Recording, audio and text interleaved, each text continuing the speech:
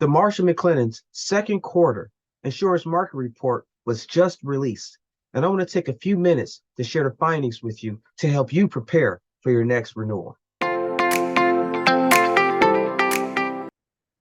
All right, so let's jump right into the second quarter market insurance report, show its findings, and what can we take away from it.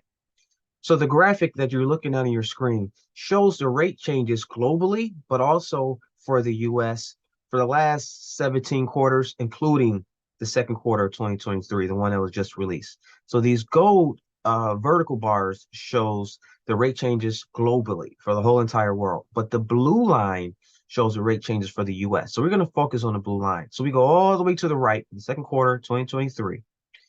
You can see that we saw a 4% increase in rates in the US for all of the rates. So, and it's the quarter before that, it was also 4%. So rates are pretty much flat overall.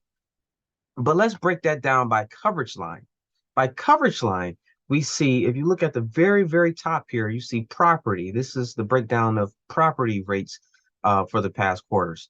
But all the way to the right, we see that we saw a 19% increase year over year for property rates here in the United States. And the quarter before that, though, it was 17%. So it went up year over year 19%, but from the previous quarter, it only went up 2%.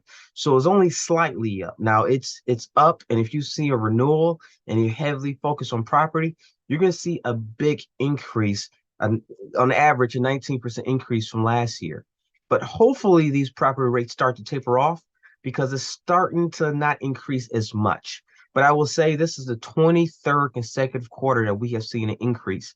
Hopefully it starts to taper off and flatten out and maybe go down a little bit, but we'll see. We keep an eye on it. Now you go down in the middle here. This middle chart shows the increase for casualty coverage. So this includes general liability, auto, excess liability, and workers' compensation. The overall increase for casualty is 3%. But if you take away workers' compensation from this, the overall increase would be 5%. And why is that? Because workers' compensation, those rates are actually down. So that's dragging down the 5% to the 3% once you include the workers' compensation coverage rates in there. Now, what I will say is that the strategy that I use for my clients and I advise other people to use is negotiate your workers' compensation rates and premium, because there's a lot of competition there. The workers' compensation carriers know that there's a lot of competition, that the rates are down.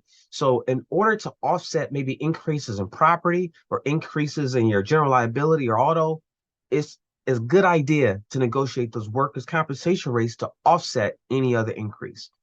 So let's go down to the professional and financial lines. So this includes things like directors and officers, fiduciary liability, and cyber, but we would talk about cyber separately. But for the financial and professional lines, we have seen an actual overall 10% decrease, which is phenomenal. Last quarter, we saw a 9% decrease. So it's pretty much flat or a little bit trending downwards. That's phenomenal. The directors and officers rates increased actually by 13%. That's really the main coverage line that's dragging that down. But the fiduciary liability increased by 5%. So it's up quite modestly.